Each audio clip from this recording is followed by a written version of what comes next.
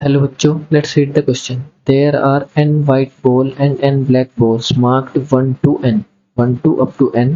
The number of ways in which we can arrange these balls in a row so that neighboring balls are of different colors. अब देखिए हमें क्या given है, n white balls and black balls और हर एक को हमने mark किया है 1 to n तक. फाइन.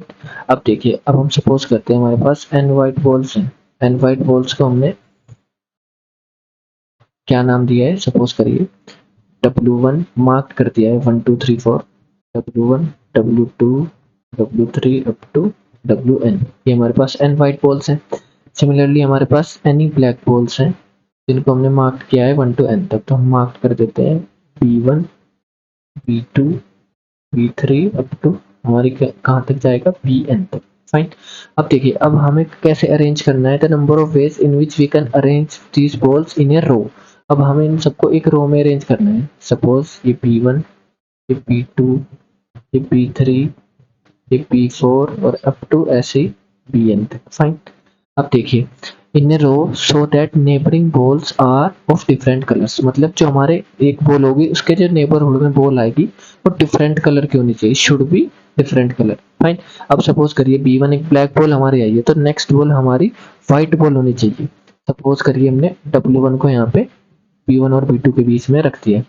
ऐसे ही फिर हम B2 के बाद ब्लैक बॉल B2 है, फिर एक ब्लैक बॉल B3, नहीं इसके बाद डिफरेंट कलर की बॉल आनी चाहिए. सपोज करिए हमने W2 को यहाँ पे अरेंज किया है, ऐसे ही हम यहाँ W3 को अरेंज कर सकते हैं. ऐसे ही यहाँ पे B1 से स्टार्ट, B1 के बाद W1 आया है तो यहाँ पे आएगा n-1 और Bn के बाद हमारा W1 आएगा. फाइन. n बॉल्स व्हाइट है, n ब्लैक बॉल्स है. अब देखिए जो n ब्लैक बॉल्स है, अब जरूरी नहीं है B1 हमारा फर्स्ट पोजीशन पे है या B2 सेकंड पे. B1 B2 कहीं पे भी आ सकते हैं इन n पोजीशन पे. तो B1 को अरेंज करने के हमारे कितने तरीके होंगे, n फैक्टोरियल. फाइन.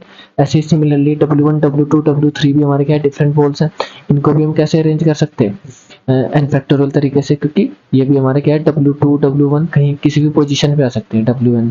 फाइन. तो W व्हाइट बॉल्स को भी हम कितने तरीके से अरेंज कर सकते हैं, n फैक्टोरियल. फाइन.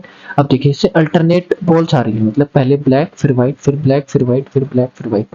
हमें ऐसा ही बोला गया so that neighbouring balls are of different colour, different colours की बॉल आ रही है, n factorial into n factorial. Fine. अब देखिए ये हमारा होगा केस फर्स्ट. केस फर्स्ट की बोल रहे हैं हमसे क्योंकि हमने स्टार्ट कहाँ से किया है, ब्लैक बॉल से स्टार्ट किया है.